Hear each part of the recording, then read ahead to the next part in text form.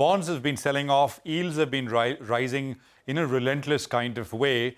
That is essentially the global risk-free rate, which is moving up.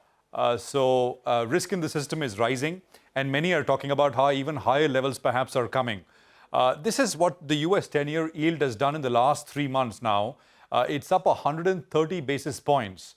That is a very sharp move for the 10-year in a very, very short time span. We can get into the details in terms of how this 130 breaks up. A majority of this 130 is rise in real yields, and that's essentially problematic for emerging market assets, etc. But that's for another time. The question that we are asking is, after such a massive move in the last 3 months, are we sort of due for a bit of a breather? Now, I was reading a fair bit of global commentary, and there was some stuff which indicated that yes, that there is, whenever we've seen sharp rallies in US yields in a very short time span, subsequently, there is, actually a fair degree of give back. Almost a third of the rally is actually given back in the following months. So what I did is I went back all the way, this is all data from Bloomberg, went back all the way to September 2003. So this is data from 2003 all the way to now. And what we've done is, for the purpose of this, we've only taken 100 plus basis points in terms of rallies, approximately 100 plus, within 3 months, 2 or 3 months. So that's the criteria. The idea is to get, a move the magnitude of which we've seen right now, 130 basis points in 3 months.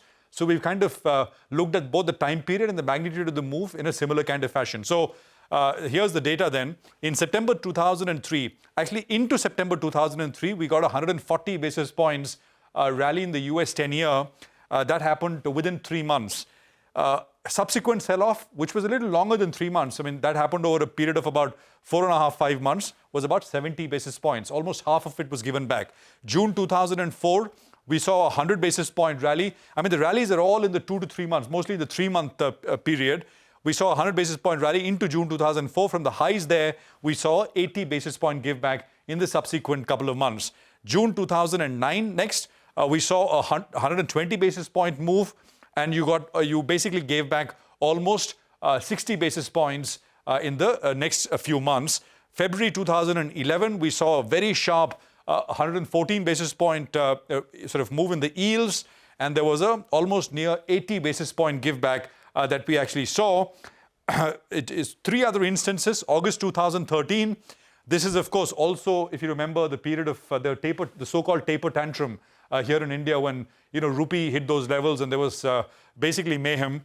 The US 10-year at that point had rallied 117 basis points. This one, of course, the subsequent sell-off is not as large, but there was a 30 basis point give back that we saw. Mind you, in many of these instances, after the give back happens, yields have continued to rally. In some of the instances, not all, but what we are concerned with is a breather. And more often than not, as you see, the next one is June 2022. This is fairly recently. We saw a big, massive 150 basis point move, and almost 60 basis points was retraced after that.